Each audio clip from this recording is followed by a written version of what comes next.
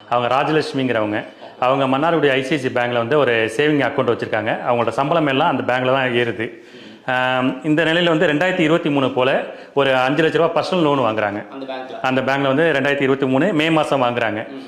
அப்போக்கி என்னென்னா ஏகப்பட்ட டாக்குமெண்ட், எப்போதும் பர்சனல் லோன் வாங்குறது டாக்குமெண்ட் வாங்குவாங்க. அது மாதிரி நான் டாக்குமெண்ட் வாங்கி ஒரு 3 நாளைக்கு அப்புறம் தான் அந்த லோனே சேங்ஷன் ஆகுது. அது ரெகுலராக கட்டிகிட்டே வர்றாங்க. இந்த நிலையில் என்ன செய்கிறாங்கன்னா, ஜனவரி 2024 அந்த ஐடி கம்பெனியில் ஒர்க் பண்ணுறாங்களே, அவங்களை ஒரு 10 பேர் சேர்த்து மும்பைக்கு அனுப்பி விட்றாங்க. அந்த வேலை சம்மந்தமாக அனுப்பிவிட்டு அது போயிட்டு வந்துடுறாங்க. வந்துட்டு ஜூன் வந்து ஒர்க் அட் ஹோம், 2024 ஜூன் மாதம் ஒர்க் அட் ஹோம்னா மன்னாடி வந்துடுறாங்க. ஹைதராபாத்லேருந்து மன்னாடி வந்துடுறாங்க.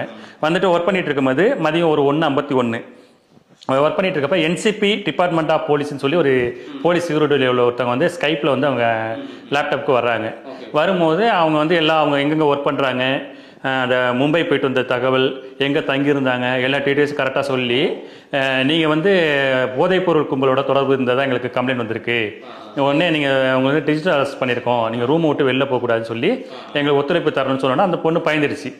பயந்துட்டு அவங்க சொல்கிறதுக்கு இணங்க எல்லாம் செயல்பட்டோடனே என்ன ஆகுதுன்னா 2:48 ஒரு லோன் ரிக்வஸ்ட் வந்து அவங்க மொபைலுக்கு வருது.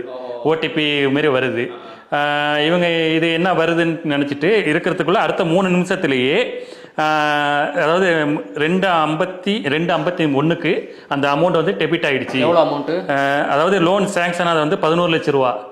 அவங்க அக்கௌண்ட்டில் இருந்தது 21,000 ரூபா இருந்துச்சு. அதையும் சேர்த்து 11,21,151 ரூபா டெபிட் ஆயிடுச்சுன்னு ஒரு மெசேஜ் வருது. அதாவது இப்போ அந்த சைபர் கிரைம் அந்த டிஜிட்டல் அரெஸ்ட் பண்ணவங்க வந்து 11 லட்ச ரூபா லோன் வந்து இவங்க அக்கௌண்ட்டுக்கு அனுப்பிச்சிருக்காங்க. அவங்களே சாங்ஷன் பண்ணி, இவங்க எதுவுமே செய்யல, அவங்களே சாங்ஷன் பண்ணி 3 நிமிஷத்துல வந்து 11 லட்ச ரூபா சேர்த்து அவங்க அக்கௌண்ட் வந்து 21,000 அவங்க எடுத்துட்டாங்க. எடுத்தோடனே இந்த பொண்ணு அதாவது ஸ்கைப் கால் வந்து கட் ஆயிடுது. பிளஸ் எல்லா டாக்குமெண்ட்டும் அந்த அவங்க அந்த பேசின எல்லாத்தையும் டெலிட் பண்ணிடுறாங்க. டெலிட் பண்ணோன்னா இந்த பொண்ணு உடனே பேங்க்கு போயிடுது. மன்னாரில் லோக்கலாக இருந்தனால உடனே பேங்க்கு போகும்போது அவங்க என்ன சொல்கிறாங்க, சைபர் கிரைமில் கம்ப்ளைண்ட் பண்ணிட்டு அந்த காப்பியோட வாங்கன்னு சொல்கிறாங்க. இவங்களும் உடனே ஆன்லைனில் வந்து சைபர் கிரைமில் கம்ப்ளைண்ட் பண்ணிவிட்டு அந்த காப்பியோட சேர்த்து உடனே பேங்க்கில் வந்து கொடுத்துட்றாங்க. கொடுத்துட்டு பேங்க்லேயே அக்செப்ட் பண்ணிட்டு அவங்க அக்கௌண்ட் வந்து லாக் பண்ணி வச்சிடுறாங்க. இது நடந்து முடிஞ்சிடுது. முடிஞ்ச உடனே என்ன செய்கிறாங்க, அந்த 5 லட்ச ரூபா லோன் வாங்கினாங்களே அந்த இஎம்ஐ கட்ட முடியாத சூழ்நிலை ஒன்று வருது. உடனே என்ன செய்கிறாங்க, தனிநபர்கிட்ட கடன் வாங்கிட்டு ஃபுல்லாகவே அந்த லோனை க்ளோஸ் பண்ணிடுறாங்க. அந்த 5 லட்ச ரூபா லோனை க்ளோஸ் பண்ணிடுறாங்க. ஏன்னா கட்ட முடியாமல் போயிடுது.